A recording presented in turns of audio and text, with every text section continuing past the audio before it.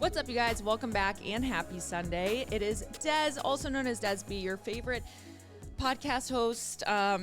Maybe not ever, but at least on Sundays. I will claim the Sunday spot, okay? I hope you're having a great start to your week. I hope all of you guys out there who are mothers had a great Mother's Day. However you choose to celebrate.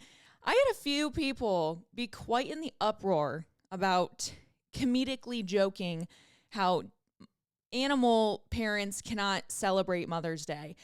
And honestly, I laughed quite a bit because number one, it was a bit, right? Like Wyatt and I were just fucking around. And also, like, guess what? We can't live life walking on eggshells for others. And that's all that we do nowadays in society. Oh, we have to make everyone feel included. Everyone's got to be involved. We can respectfully, but that doesn't mean that certain conversations don't or won't take place naturally, where we can't like go down the list and make sure everyone is like included and involved. You know, it's like everyone's circumstances are different. We know that, you know, but sometimes a broad statement isn't going to cover those intricacies that naturally someone maybe would in like a deeper conversation, right? I just kind of giggled a little bit because I was like, guys, you would be crazy to think that, number one, I would disinclude women who have given C-section birth instead of vaginal birth, okay? Because I said babies out of the birth canal. I was trying to cover everything, right? I obviously would never purposely exclude you guys. People who have dealt with infertility or cannot, you know, have physical children. Do you think I would purposely shit on you guys? No. You know what I mean? It's like people's perceptions of how they choose to take what you're saying. It's not your responsibility, and it's not my responsibility. So with that being said, I appreciate all of you guys, you know, and I hope you would only fucking know that. And sorry that I can't call you out circumstance by circumstance every single week. I woke up this morning frantic because I have not recorded this podcast yet. And Wyatt was like, you better get downstairs and do it because we have to go to Chicago. He has a thing for his knee. If you guys remember last February, he got his knee reconstructed. He had like a meniscal bone graft. It was crazy. It was a pretty invasive surgery. So he's feeling better, but not really. So we have to go to Chicago for him for an appointment today. I have my brand new Hydro Jug. These released yesterday. I'm going to be honest, the cherries, it's not in stock.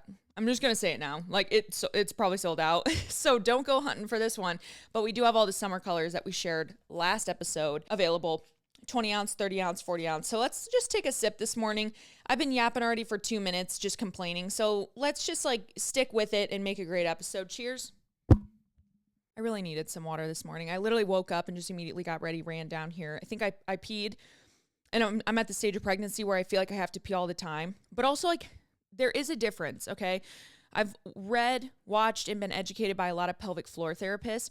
You don't necessarily want to, quote, run to the bathroom every time you feel like you need to empty your bladder, especially when you're pregnant, because a lot of it, you could actually be straining your pelvic floor more. So really understanding like when do you have to go versus when maybe baby's pushing on the bladder, you have all that pressure going down, etc. Postpartum journey is obviously a little bit different because, you know, baby pressure isn't there, but still kind of waiting to empty yourself is what I'm like working towards, because sometimes I'll just be walking around. I feel like I have to pee when in reality, am I going to pee my pants? The answer is no. It's just that sensation is there from all the pressure from this child. So I'm 33 weeks, guys. We have a full episode today for my mothers of any sort. I'm going to be covering all things third trimester, first trimester, second trimester. We'll probably end up doing one more recap with Wyatt on, just to kind of celebrate, you know, this pregnancy. And obviously with it being our last pregnancy, I say our because, I mean, honestly, when you go side by side with your partner through a pregnancy, you live the same shit. Because let me tell you, I have been nothing but a bitch the past couple weeks. And I say that over dramatically, right? But like, I'm just getting to that tipping point where I feel like a tipped cow, you know, I'm like, don't even push me. I will just fall over with all fours, just longly extended in front of me and not be moving. So that's kind of where I'm at in pregnancy. We're going to talk about it. We're going to recap it. For all of you also first-time moms out there, I'm here to give you some nuggets, some golden nuggets, the golden ticket from Willy Wonka, if you will, is coming at you this episode, all about birth, delivery, visualization, and all the things above and beyond. So I'm really excited. I am recording today in my spare bedroom down in the basement, and mostly so that the kids don't come in. So if they still do, surprise, I have 2 other kids, you know. Behind me is an old TV frame, and I realized it's just now pissing me off because it kind of looks like it's coming out of my head like a Met Gala look. So don't play with me today, okay? I'm not there. Real quick, let's recap what's coming up, or should I say what came up as we are talking right now. Buff Bunny collection launched yesterday. I'm wearing the Legacy bodysuit in the color Pop Rocks. And I fucking love this bodysuit, okay? Buff Bunny has been slaying the bodysuit game, but this color specifically, the Snack collection, is really cute, really comfortable. This, I mean, again, this might be sold out, but it's worth checking out, seeing if it's still there. You can use code DESB for 10% off. We do also have, which in my opinion is even greater in value, is the Ptula biannual sale.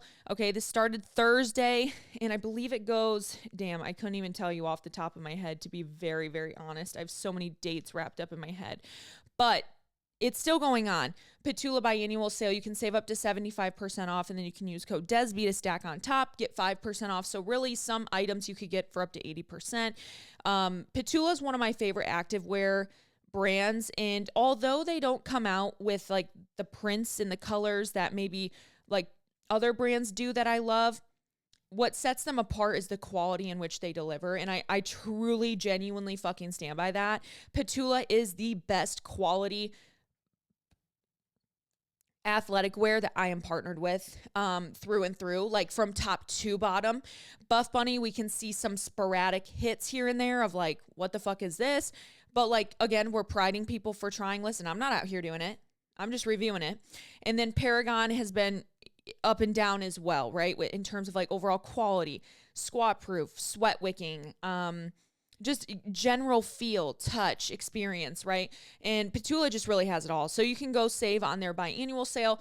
I'm telling you, Sarah, Elizabeth, Hannah, Valerie,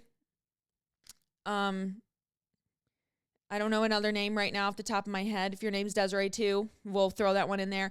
If you have not tried Ptula, this is your sign to do it. It's a cheap price right now to try.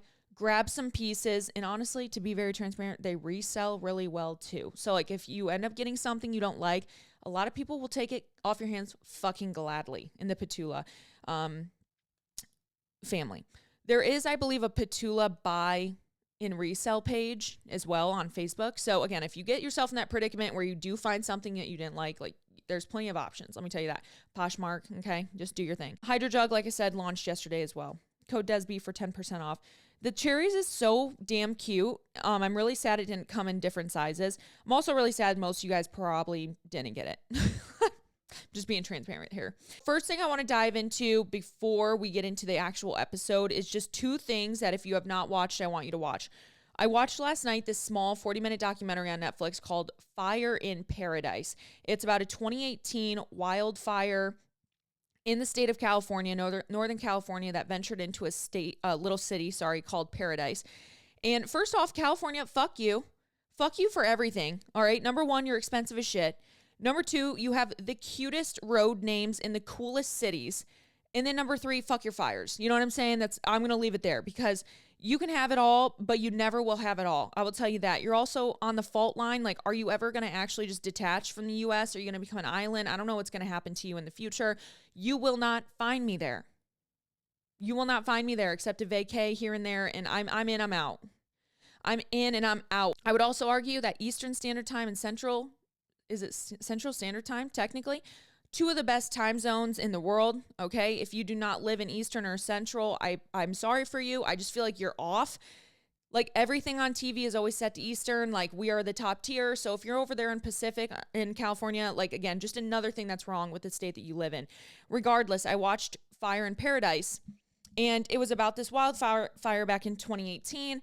And I mean, it was tragic. Like, it was definitely a trigger warning if you're like, you have phyrophobia or some shit, but also if you're sad right now, maybe don't watch it because it was just a real life documentary from like some first responders, some people who lived through the fire, etc.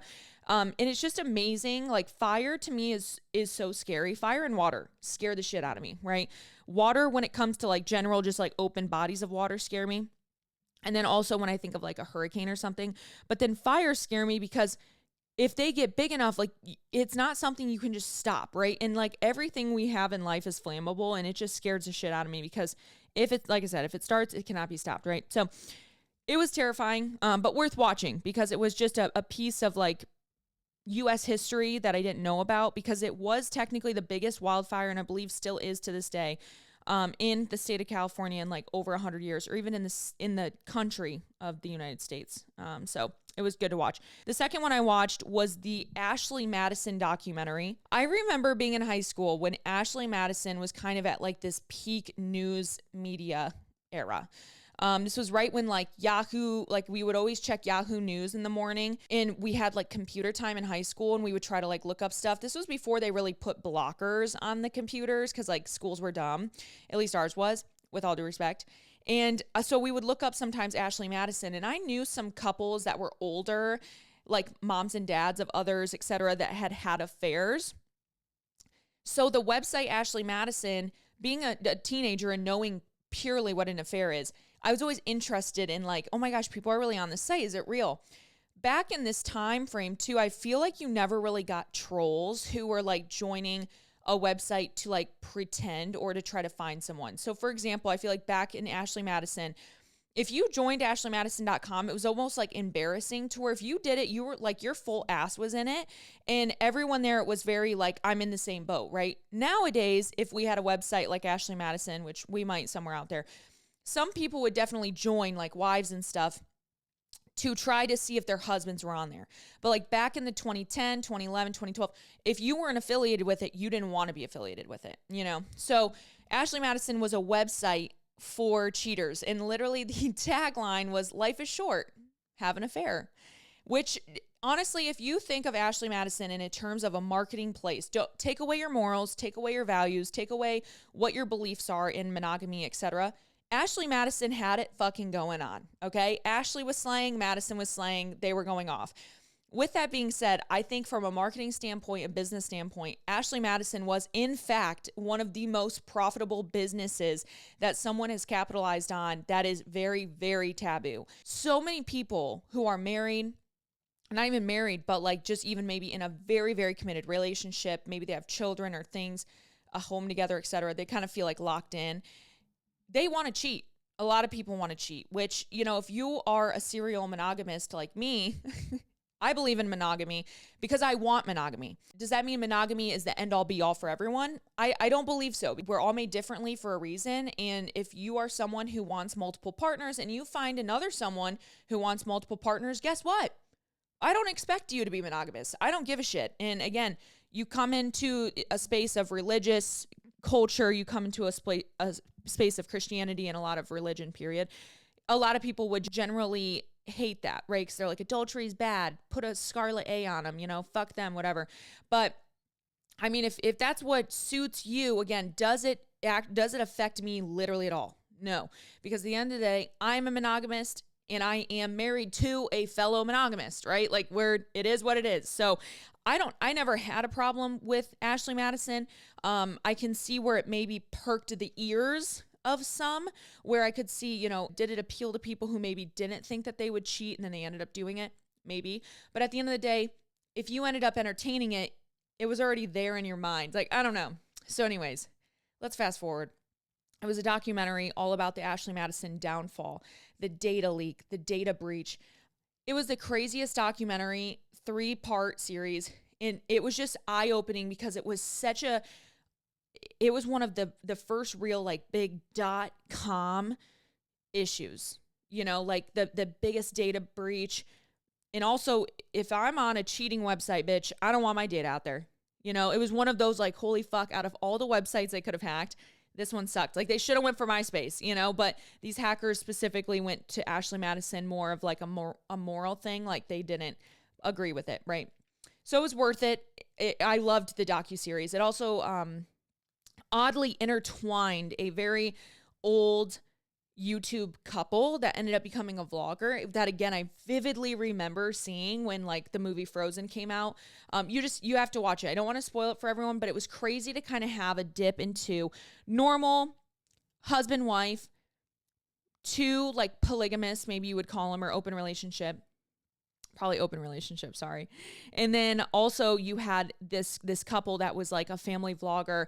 I mean, like cancel culture vibes back in the 2010, 2011, which it's funny because even the witch hunt back in 2010, 2011, 2012, at this point it was like 2015, 2016, but the energy we carried from 2010 to 2016 even, we very much were like part of quote cancel culture without knowing that we were doing that yet. If you would have had the same situation happen nowadays with this couple that was on the show, bro, you would have never heard from them again. But they also would have probably been making like millions and millions and millions of dollars. So they would have been fine, no matter what. But it was a very interesting documentary. Highly recommend. And also I will say, sorry, I'm like sitting like this because I look frumpy, but I can't really sit upright right now. So just vibe with me. Okay. Last thing I will say, we do have next Monday, and I'll remind you, but we have Sprint for Summer coming up, our $50 4-week challenge. It is 4 weeks, 5 workouts a week, optional 5th. Not mandatory, right? But we want to try to get 4 workouts in, okay? All these workouts are less than 45 minutes. When you go to open them, you can actually choose whether you want a strength version of that workout or a circuit version. The biggest thing here is that we're going for kind of an optimal timed in and out of the gym setting or a strength version. So if you end up dicking around on your phone on the strength version, could you get out in 15 minutes instead of 45? The answer is yes, right? You have to keep yourself on your own timeline.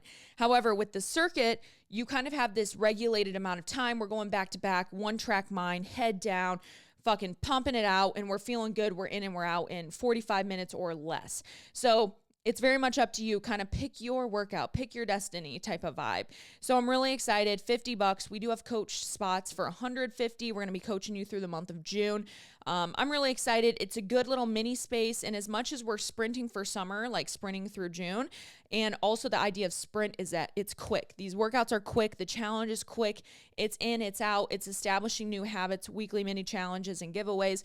But also, I'm sprinting into labor. Okay, I'm sprinting into delivery. I wanted something that I could also come side by side with you guys and just wrap up an amazing almost 10 months of being pregnant, my last time, and have you guys by my side through the end. So very excited. Can't wait to share with you guys. And that launches next Monday, the 27th. And it's open until really the 2nd of June. However, if you sign up on the 31st of May or later, the price goes up by $15. So if you're a late bird, not the time to procrastinate. Okay. I tell you guys all the time, you're going to have FOMO, not the time to have FOMO. Okay. So sign up Monday, Tuesday, Wednesday, or Thursday, not Friday or Saturday. Okay. That's all I'm saying. That's all I'm saying. Before we get into today's podcast, I do want to say this podcast is sponsored by BetterHelp. I talk about BetterHelp a lot, seeing as how it's benefited me in the past 4, almost 5 years now. Some people obviously think that if you need therapy, you should probably wait until, life's unbearable and we're depressed and all of these things. But that definitely isn't true, because therapy is a tool you can utilize before things get worse and help you avoid the lows.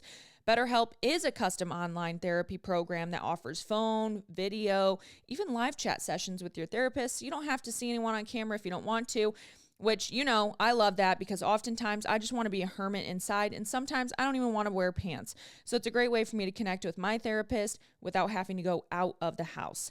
I don't know if anyone feels this way, but it's just therapeutic for me. When I can sit at home and do it, I can maybe go on a walk.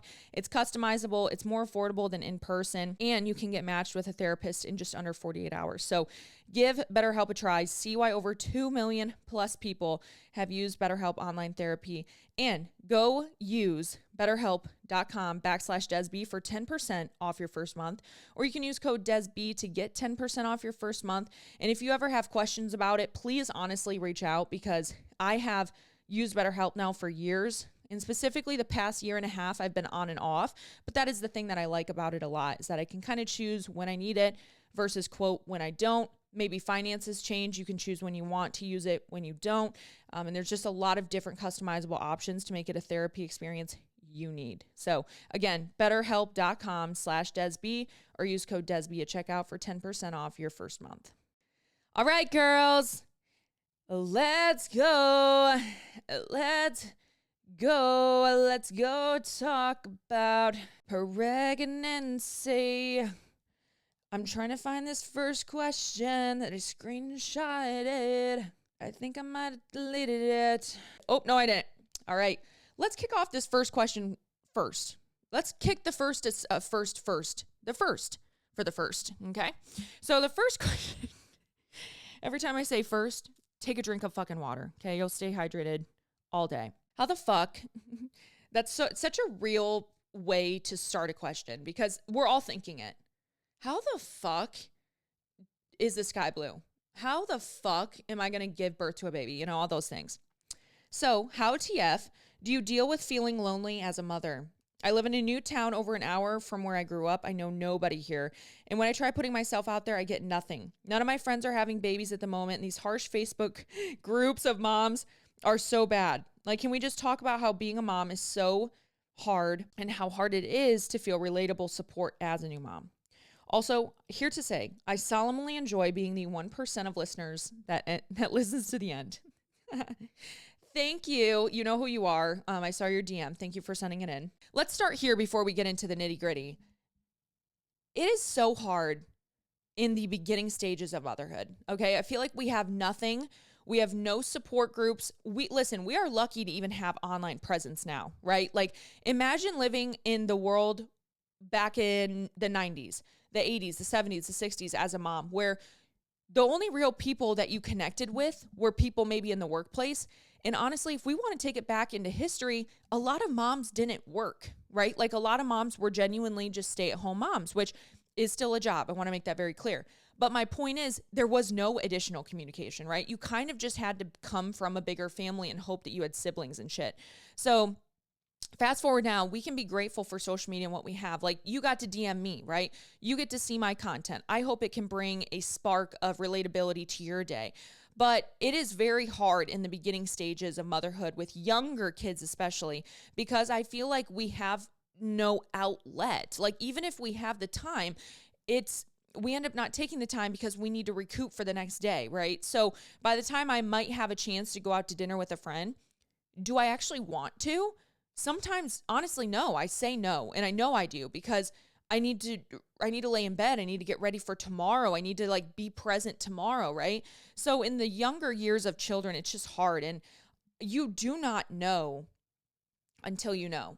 Like anyone can look at motherhood and go, yeah, I bet that's hard. I bet that's difficult. And I guarantee you're being genuine, but until you literally have kids, it is so crazy how much you cannot even begin to relate, right? Like you cannot. Oh, I have a lot of friends that are moms. I try to be there for them as much as I can. And I'm sure you do. But just, you can be for them. You can be there for them in a very different way when you know what they're going through. So I think that's why moms, we really try to attract ourselves to different moms because we want the relatability. We want the actual understanding that some people, like you said, your friends who don't have children right now, they just can't relate in the same way. And it's totally fine. Again, I'm sure they're genuinely trying, but it's just not the same. So I went through this when I lived in Gahanna, in Ohio, specifically because number one, it was also COVID, but we knew no one. We were out in the middle of nowhere. And for some reason, we thought that would be a good idea. Now, Wyatt worked out there, right? So he went to work. He had some coworker friends. He had people he could communicate with daily. Ever since 2016 for me, when I graduated college, went off to my internship, this is why I talk to you guys all the time. I don't have anyone. I've never really had a good like in-person friend in my later adult life. And mostly because no one lives around me, number one. And number two, my sister was my closest friend and she still lives near me. So like default, I'm going to go hang out with my sister.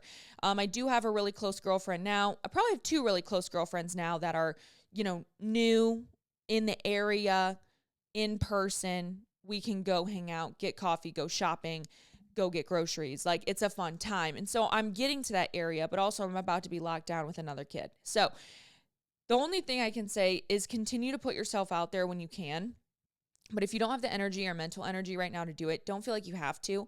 Connect with people as you can online. Maybe Facebook groups aren't the best place to do it, but I know, for example, postpartum, I will be having a free Facebook group for a bunch of moms that are going to recover together, as well as just maybe mom to mom. And I'm going to be honest, I'm keeping that petty shit out. So if you're looking for a group to have support in, I will be making a free one. I just want a place where I can share my knowledge postpartum, help a mom in need, as well as like just have a camaraderie of moms all together kind of in this season, and just have a space that we can all like, dump just mom stuff, right? Because sometimes you go into like a public Facebook group, you're like, well, I don't just want to like post about being a mom all the time, but I want to make like something specific for my community of moms. So stay tuned with that.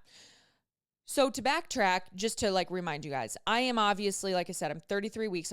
By this point, I'm almost 34 weeks, which is amazing. Also like amazingly scary, because honestly, I just don't know how we're going to make it all the way to 40 when I'm already terrified about hitting even like 34, 35, because at the end of the day, this baby is going to come out some way. I'm visualizing it hard, how good it's going to be, but it's also very, very scary to think about delivering and just all the things. I don't want to scare anyone, but like delivery is just as scary, like there's a lot of things that can go wrong. It can be very fearful. So I'm trying to visualize so deeply how blissful this experience is going to be.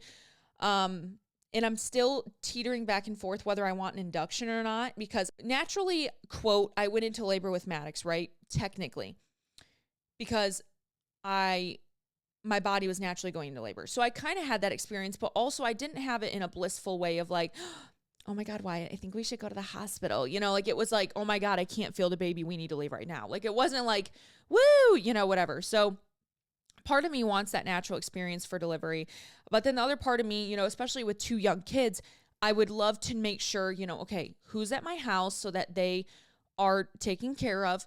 Who, do we have food for them? Do we have the snacks? Am I set up for when I come home? Is my pump ready? Is blah, blah, blah, blah. There's something about an induction for me that I know the day it's going to happen, God willing, and I can have everything set up, right? So I don't know. We'll see. So let's go back into some questions. All right. How to get through the day with sickness in the first trimester. So honestly, the only way I got through the first trimester was Zofran. This is like an anti-nausea medicine, and I absolutely fucking love Zofran. Zofran saves fucking lives, not just in pregnancy, but even like post-hangover and stuff. Zofran's a great medicine to like have refill and then use it even when you're not pregnant. But it is an anti-nausea medicine, and that allowed me to have about 3 to 4 hours a day where I was not sick, nauseous, feeling shitty, etc., to where I could get stuff done. I'm going to be honest, the way, especially with Maddox and with this baby, I was very sick. The way I just had no fucking choice but to show the fuck up is really the only thing that got me through. Like it was quite literally so debilitating up until 19, 20 weeks. I was getting sick, both pregnancies. I really had no fucking choice. Like honestly, I just knew I couldn't be a pussy and I had to figure out how to get it done. So I would cram a lot of stuff in those 2 to 3 hours that I was able. I would lay down, I would work maybe from bed. Again, I have a remote job, so it's very different, okay? But I'm just saying in general, I had to make it work how I could. If I was in an office setting, if I was somewhere where I had to go to work, I'm telling you, I would be popping like 2 Zofran a day. I think you could take up to 2 or 3 and just stay like hydrated, keep your little snacks, don't try to do big meals. But honestly, you just have to honor your body in that phase, knowing that it will pass. It will pass. It's just a very, very difficult time, but don't feel defeated. Don't feel sad. It's literally a part of the gig for a lot of us women. Some women are like, yeah, I like never threw up. I'm like, oh, cool. Like, I'm so happy for you. Don't ever fucking tell me that again. Honestly, do what you can. Know your best productivity times and try to execute around that. If you can, that would be my biggest tip. Are you trying for an epidural this time? Honestly, not really. Like when I had my induction, it depends. When I had my induction, Pitocin makes contractions 100 times worse. Okay. We've heard it over and over again. I'm pretty sure there's fucking science behind it. I swear to God. Okay. It was terrible. I did a unmedicated delivery with a lot of Pitocin. Okay. So I know I can do it. However, if you take away the Pitocin and I go in naturally, meaning like no intervention, no Foley balloon, no induction, nothing like that, I do think that I could do it unmedicated because I do have a pretty high pain tolerance. to where I think by the time it were to get kind of bad, I'm pushing, you know, and it's like, I'm fucking here. Might as well do it, you know? However, if I get to the point in the uncomfortableness where I want an epidural, I'm not going to tell myself like, oh, Des, you can't. It's not a moral thing for me. It's not a high ground thing for me. It's not a victory thing for me. Honestly, it's just the fact that I would love to maybe have an experience where I get to walk around the hospital while I labor. Seeing as this baby doesn't have any quote unquote complications, I don't want to be strapped up to a monitor for like 8 hours. You know what I mean? Like if I can walk freely and kind of labor naturally, like birth positive, I would love to have that experience. If I could labor in a tub, in a shower, you know, type of vibes, I would love to do that. So that's the only reason why I would love to not have an epidural, is because I don't want to be, you know, paralyzed from the fucking waist down and not be able to have that experience. But if I do come to a point where I feel like, holy fuck, I need intervention, I want to have the best birth ever. And if that comes down to me not feeling jack shit, that's what it will come down to. I will say that. So I'm not above it, but I'm definitely going to go in with the intention of seeing where my body takes me. And that's just like, I just don't really have a birth plan in that way. Anxiety through pregnancy, kids, and health. Oof, god damn. Yeah, this is loaded because honestly, it doesn't go away. I have intrusive thoughts daily about my kids and their health. I have found when I get into the point of stressing about their health or like my health, about the pregnancy, the experience, I have to immediately go, oh my gosh, like I say out loud, I'm like, oh my gosh, I physically shake away the thoughts. Like I have to physically move my body, and I immediately replace those thoughts. And I usually say it out loud so that my mind is also connecting with the words. Is I say, I am healthy. This pregnancy is healthy. My kids are healthy. I am grateful. And I just repeat that. Like it might not be that verbatim every time, but I just affirm my situation right now so fucking hard. I cannot control the future, but I can enjoy the present. I am healthy. My kids are healthy. I am grateful, blah, blah, blah. Like I just have to put myself, I say it, I repeat it until I can kind of get my mind off of those intrusive thoughts or worries. And then I move on with my day and I try not to like bring awareness to them again. It's truly a mental battle. What support from the hospital do you wish you had in the NICU? Honestly, not a lot I can share on that, just because my experience was in COVID, and I genuinely believe the hospital was doing everything they could at the time to make it a good experience for those mothers who were in the NICU during that time. And with how fast delivery, labor, all those things happened for me, there wasn't much time for them to do much more than they could. In the reality, I wish maybe during my prenatal appointments, they gave me more understanding of what the NICU was and what could happen. But also they don't want to like fear monger you, you know, but I wish that I could have been able to at least understand the NICU a little bit more, or what qualifies for a NICU stay. But again, everything happened so fast. I just maybe wish there was a little bit more education about the NICU out there and premature babies, but also, you know, that's where I come in, and I get to share my experience and hopefully help someone that, as much as I don't ever want anyone to go through that, if you ever do, I hope you can like find some relief and sanctuary with me. How to stay positive when trying to conceive. BBT, I don't know what that acronym is off the top of my head. BBT is so different this month compared to previous, and I'm so nervous and scared. On cycle day 7, BBT down yesterday, up today. Is that like your hormone, like pregnancy hormone? Okay. Let's just go with the first part, really. How to stay positive when trying to conceive. I think knowing everyone is on a different stage different stage, different body, different point in life, different diet, different lifestyle, different circumstances, different environment, there's so many things that affect fertility in women. And if you just sit online and chronically compare yourself to, well, it took them this long, or did it take them time at all, or, well, it happened to them accidentally, you're going to throw yourself into a very, very negative spiral. And so I think the more you can just continue to focus on your journey and find comfort in that, and know that you cannot replace the body you have. And so you just have to honor this experience for you, hopefully can find some peace and comfort in that. Again, also, you know, having like-minded people, maybe following an account that is similar, finding some space where people can connect, you know, that are going through the same thing.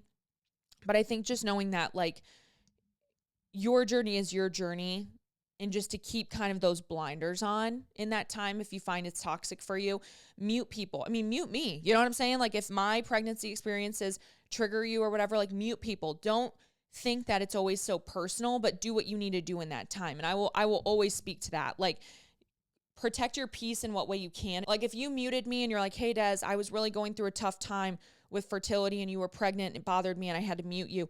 I would honestly be like, good for you. Like, I'm glad you took that step to protect your mental energy during that time.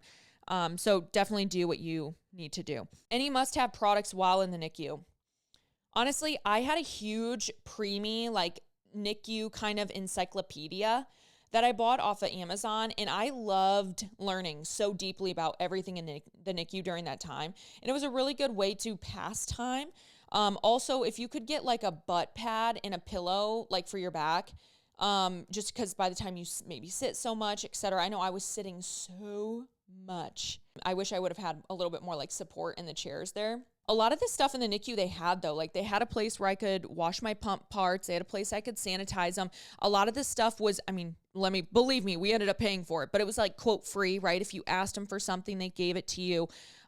You could always do like get juices and stuff from them, whatever. So I think maybe having also like just like a way to document, like take a lot of photos, maybe get a chat books account, like do stuff that'll pass the time. And again, like journaling, snacks, a really good cooler, like a good portable cooler, and a hydro jug for sure, bitch. Okay. If the hydro jug traveler was there back in the day, I'd have it. I only took my big hydro jug back then. And I always had a really good backpack. I had my Ptula puffer backpack, which I oddly still use as my diaper bag because I just can't get away from it. Like it has such a sentimental value to me, taking it to the NICU every single day. Like I can't. What products do you use on your stomach to avoid stretch marks?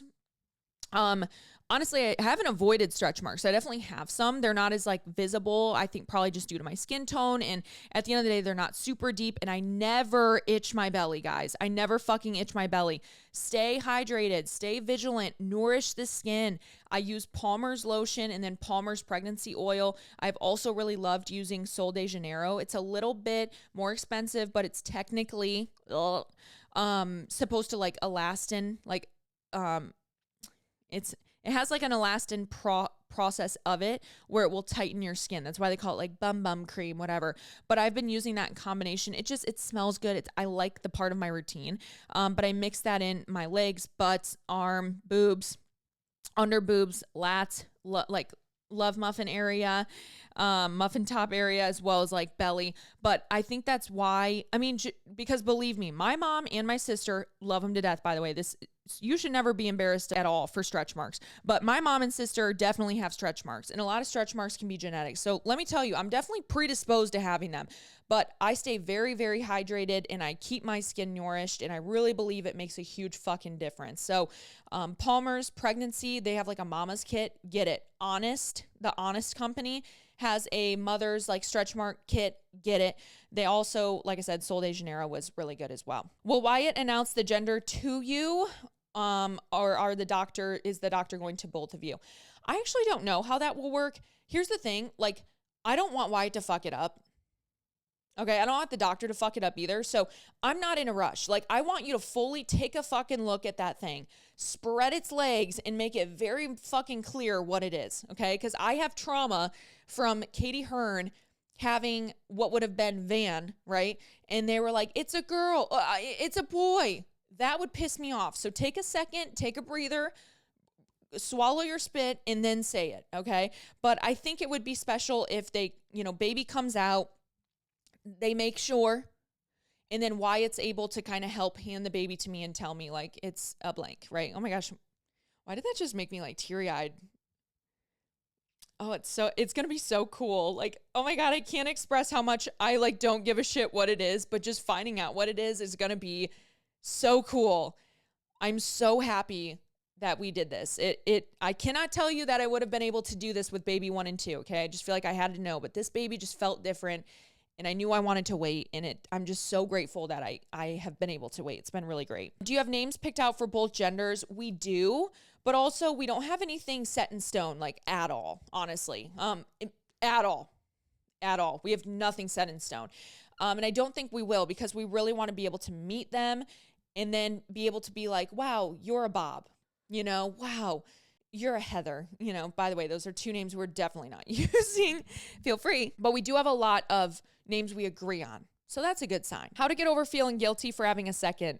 This babe is so wanted and planned for, but I feel guilt not having enough time with my first and won't have time for when it's here. So fucking real, dude. Let me tell you, 2 weeks before I took a positive test with Archie, I took a test before, right? And it was negative. So it must have been right before I could get a positive test, right? 2 weeks prior. I remember taking that test. I told no one, and I was not going to tell anyone, because if it was positive, I was not going to keep that baby. I was not ready. At the time, I was 10 months postpartum. I wasn't even 11 yet. And I was not ready to leave the time of having Maddox. Like, our goal, mind you, was to have Maddox be on a school bus before we expanded our family again. We wanted to be able to do everything first with him, send him off to kindergarten, and then have another. That's fucking funny, right? That's funny to think about. But when I found out I was pregnant, so 2 weeks earlier, would have not kept it. 2 weeks later, I was oddly just in a different space, and I was like, okay. Also, at that point, Wyatt saw me take the test, and I couldn't take that to my grave, So it was negative, and then it was positive, and I was not ready. I felt so much guilt. I cried. Even leaving Maddox to go to the hospital to have Archie, I cried. I felt so incredibly guilty.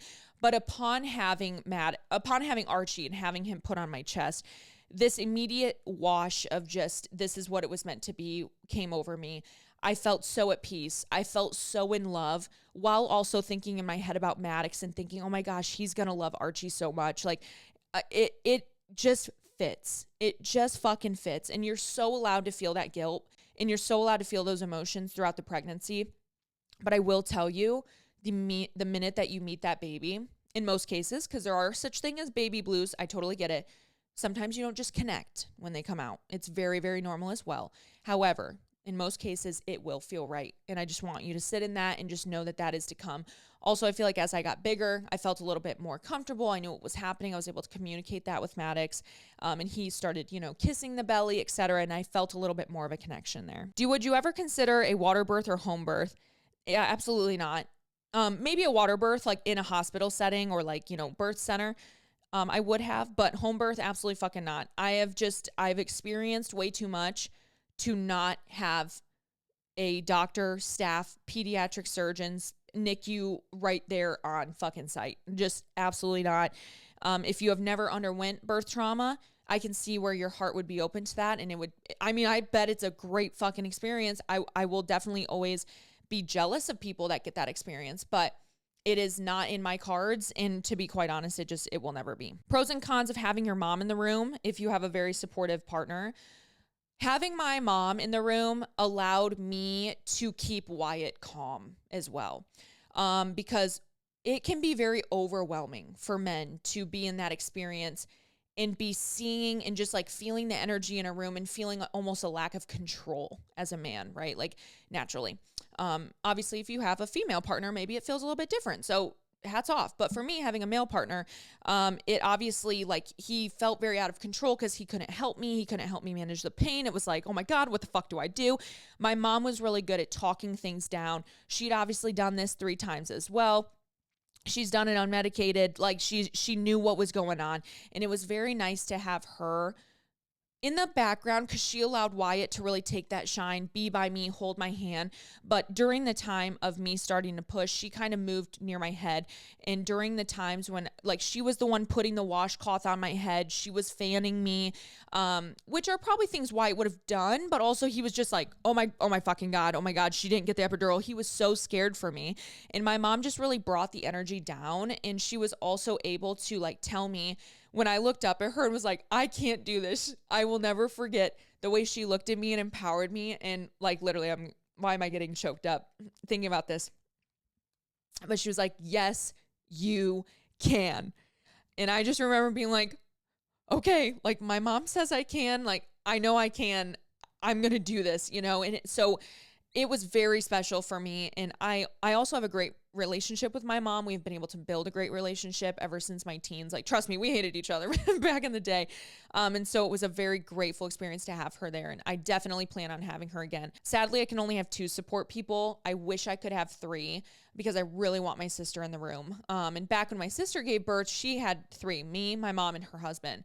And I really wanted my sister there. So I'm going to see if I can sneak her in. Like, I don't know if they would allow that, but I definitely want my mom in a perfect world. I would want my mom or I would want my sister. I guess whoever gets there first, let it be a race. Okay, just a few more, and I promise we'll have another episode too. Do you bed share? It's so underspoken about. Honestly, I don't. We have a few times naturally, like Maddox has come into bed with us, or Maddox was sick, or like certain situations. But I'm going to be honest, for me, it's not even really the safety reason for me that I don't. It's just I value my own space.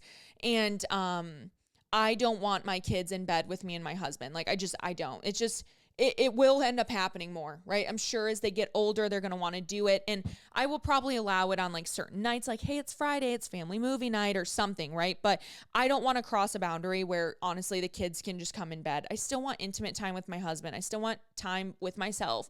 And when a kid is present, I just don't feel like you can always do that. Nonetheless, it like feels wrong. And I just don't want to do that. So for me, it's just a personal choice. I would never shame anyone for it. I think as long as you know what is safe for you and your family, we can all read the research. We can all do the research. We all know what to do, maybe not what to do, blah, blah, blah. I'm not judging anyone. I don't give a shit, but I just don't. I don't unless it's obviously needed. Maybe we're in a hotel, like stuff like that. After a workout, does your core feel super fatigued now that you're pregnant? 28 weeks and feeling it.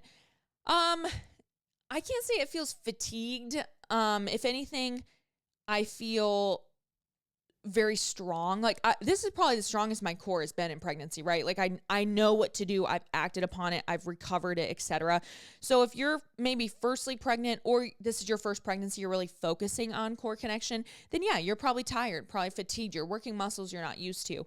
But I would argue for someone like me, I don't really feel fatigued a lot in my core because and this is like not a flex, it's just my core is strong, right? So the stronger you are, you're going to feel fatigued a lot of the time, oftentimes not compared to someone who's maybe new at it. So if your core is fatigued, then that's a good sign. To me, that shows me that you are actually utilizing those deep muscles, which is great. So as much as I might not, for you to feel that way isn't bad. As long as you are not feeling pain, cramping, abdominal issues, like you're in a good space. I would call that a win for you. Did you get the nesting urge with each pregnancy? Also, it's funny, my camera just died. Well, it didn't even die. It's just it got overheated. I have to remember to turn on the fans.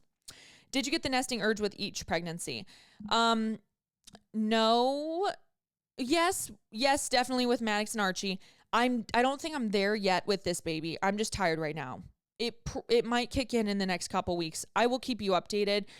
But also, does the nesting urge go away with each kid because you get more tired? I don't know. Did you get the amniocentesis with your babies? I did not. The only thing that I got done with them was the full panel of what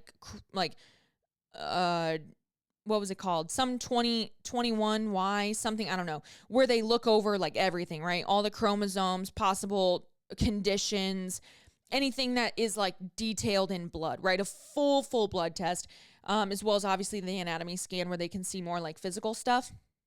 That's as far as I got there. Last one, only because I do want to cover this. I haven't done any breathing, stretching, or core. I'm 32 weeks pregnant. Is it too late to start? It is never too late to start breathing, core work, deep core work, diaphragmatic breathing. Am I telling you to go do burpees? Am I telling you to go do wacky jacks or fucking steam engines? No.